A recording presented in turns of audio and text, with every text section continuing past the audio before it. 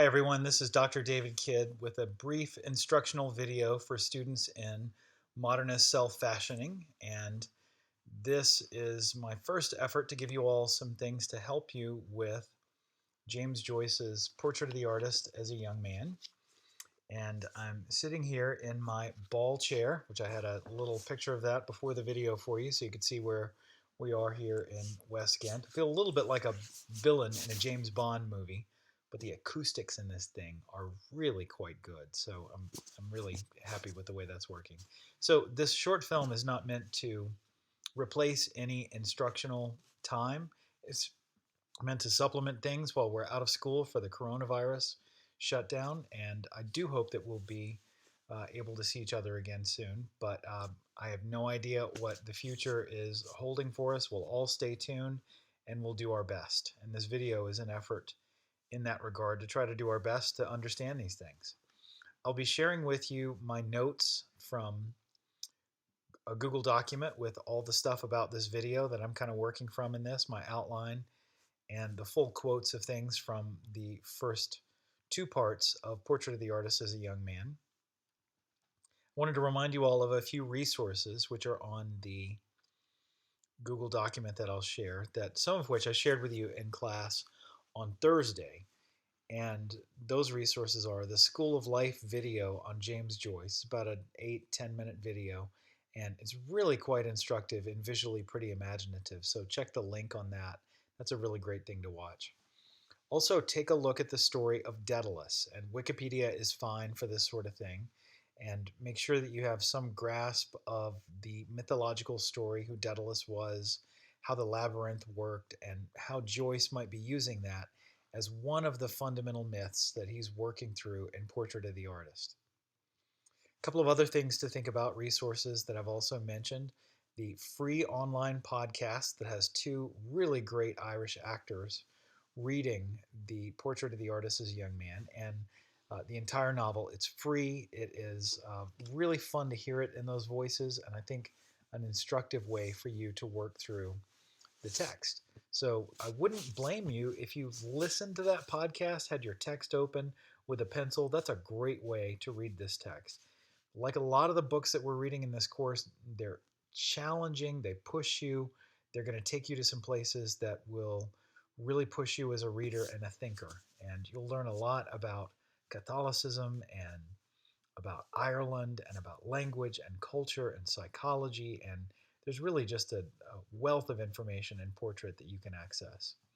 There's also, and I've put a link to this on the Google Doc, a free version of Portrait of the Artist online at Project Gutenberg, so you can have an e-text of it.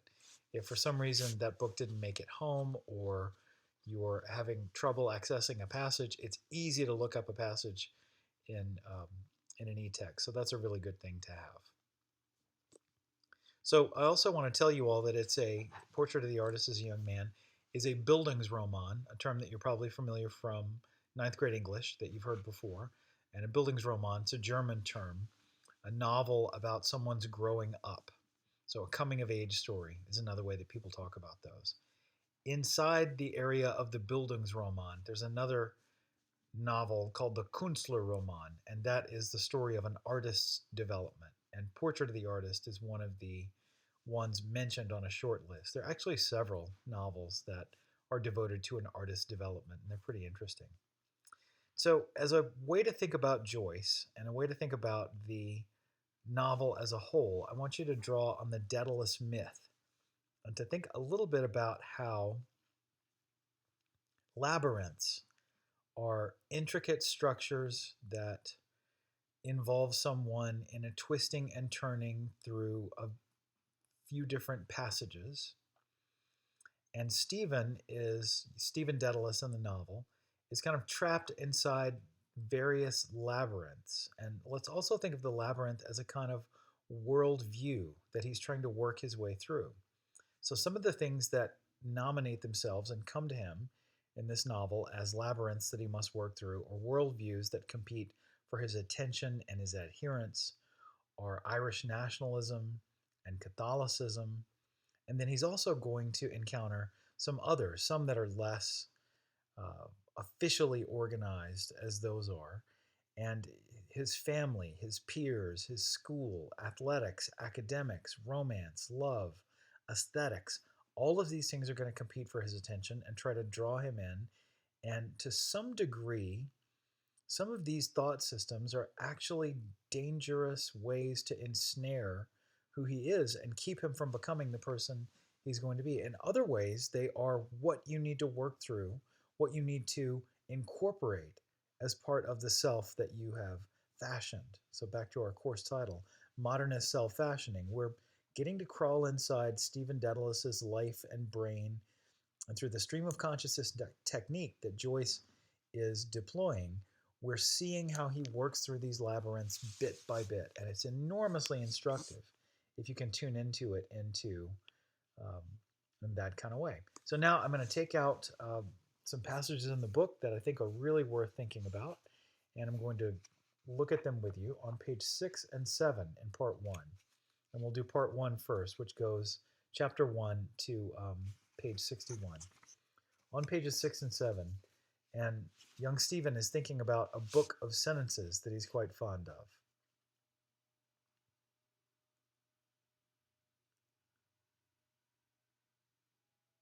It was like something in a book. Perhaps Lester Abbey was like that. And there were nice sentences in Dr. Cornwell's spelling book. They were like poetry, but they were only sentences to learn the spelling from. Wolsey died in Leicester Abbey, where the abbots buried him. Canker is a disease of plants, cancer, one of animals. It would be nice to lie on the hearthrug before the fire, leaning his head upon his hands, and think on those sentences. He shivered as if he had cold, slimy water next to his skin. That was mean of Wells to shoulder him into the square ditch, because he would not swap his little snuff box for Wells's seasoned hacking chestnut, the conqueror of 40. How cold and slimy the water had been. A fellow had once seen a big rat jump into the scum. Mother was sitting at the fire with Dante, waiting for Bridget to bring in their tea. She had her feet on the fender, and her Julie slippers were so hot, and they had such a lovely warm smell. Dante knew a lot of things. She had taught him where the Mozambique Channel was, and what was the longest river in America, and what was the name of the highest mountain in the moon. Father Arnal knew more than Dante, because he was a priest, but both his father and Uncle Charles said that Dante was a clever woman and a well-read woman.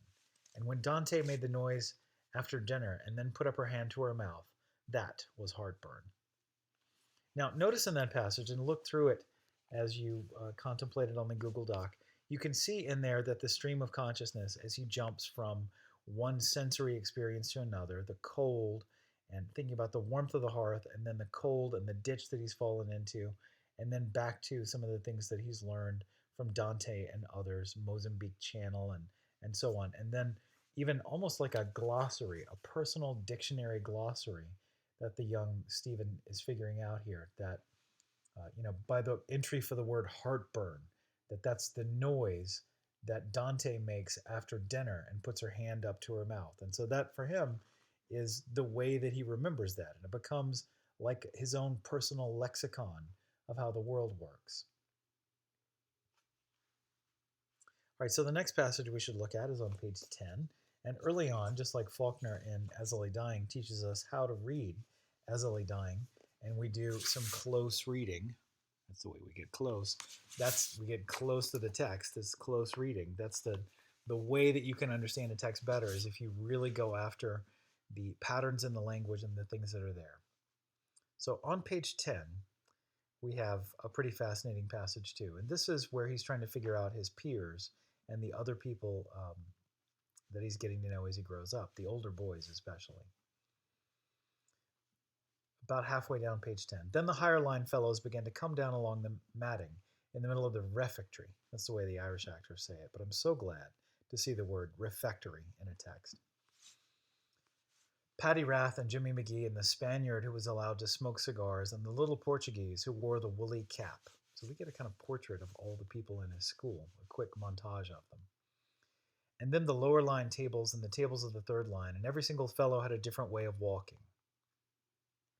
He sat in a corner of the playroom, pretending to watch a game of dominoes, and once or twice he was able to hear for an instant the little song of the gas.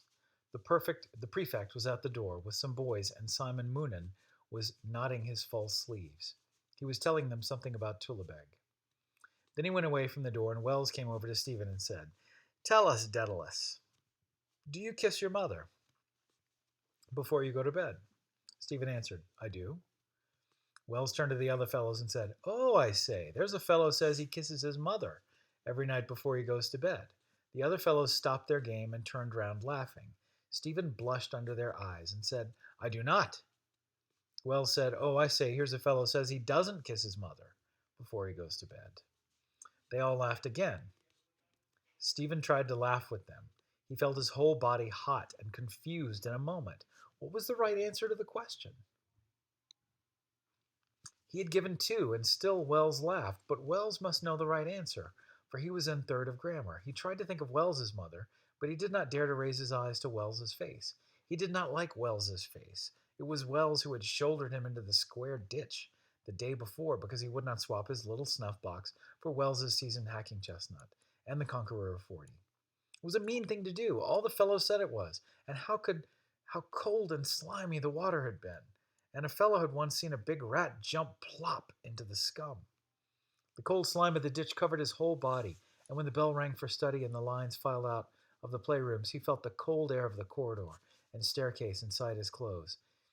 He still tried to think what was the right answer. Was it right to kiss his mother or wrong to kiss his mother? What did that mean, to kiss? You put your face up like that to say good night, and then his mother put her face down. That was to kiss. His mother put her lips on his cheek. Her lips were soft, and they wetted his cheek, and they made a tiny little noise. Kiss. Why did people do that with their two faces? So let's think about that for a second. Once again, just like heartburn has a certain lexicon for Stephen Daedalus, then the word kiss has this. He's also at a very literal stage of his development where he's trying to figure out what it means to kiss someone and what these older boys are meaning with their questions, and they're laughing and he doesn't know why. And we, the reader, have a tremendous sense of dramatic irony here, where we know things that the main character does not yet know. And so we can feel some sympathy for him, and you'd wish that somebody could kind of take him to the side and explain, well, they're teasing you, and there isn't really a right or wrong answer to this, and they're just trying to make you feel uncomfortable and maybe have a joke at your expense. And that's really what it's all about. Let's pick up the passage again on page 12. Sitting in the study hall, he opened the lid of the desk and changed the number, pasted up inside from 77 to 76. But the Christmas vacation was very far away. But one time it would come because the earth moved round always. He's homesick. He's counting the days to Christmas. He's kind of like a prisoner at this boarding school, in a way. He's just desperately trying to shape his world and put meaning to it. There was a picture of the earth on the first page of his geography, the geography text. A big ball in the middle of clouds. Fleming had a box of crayons, and one night during free study, he had colored the earth green and the clouds maroon. It was like the two brushes in Dante's press, the brush with the green velvet back for Parnell, and the brush with the maroon velvet back for Michael Davitt. But he had not told Fleming to color them these colors. Fleming had done it himself. He opened the geography to study the lesson, but he could not learn the names of the places in America. Still, they were all different places that had different names. They were all different countries, and countries were in continents, and the continents were in the world, and the world was in the universe. Now remember what I asked you all to put inside your version of Portrait of the Artist. This is an imitation of Stephen Daedalus. He turned to the fly leaf of the geography and read what he had written there himself, his name and where he was. Stephen Daedalus, class of elements, Clongowes Wood College. Salins, County Kildare, Ireland, Europe, the world, the universe. That was in his writing, and Fleming one night for a cod, that's a joke, you can see from the footnote, had written on the opposite page, Stephen Daedalus is my name, Ireland is my nation, Clongowes is my dwelling place, and heaven my expectation. He read the verses backwards, but then they were not poetry. Then he read the flyleaf from the bottom to the top till he came to his own name. That was he, and he read down the page again. What was after the universe? Nothing. But there was nothing round the universe to show where it stopped before nothing place began. it could not be a wall, but there could be a thin line there all around everything. It was very big to think about everything and everywhere. Only God could do that. He tried to think what a big thought that must be, but he could only think of God. God was God's name, just as his name was Stephen. Dieu was the French for God, and that was God's name too.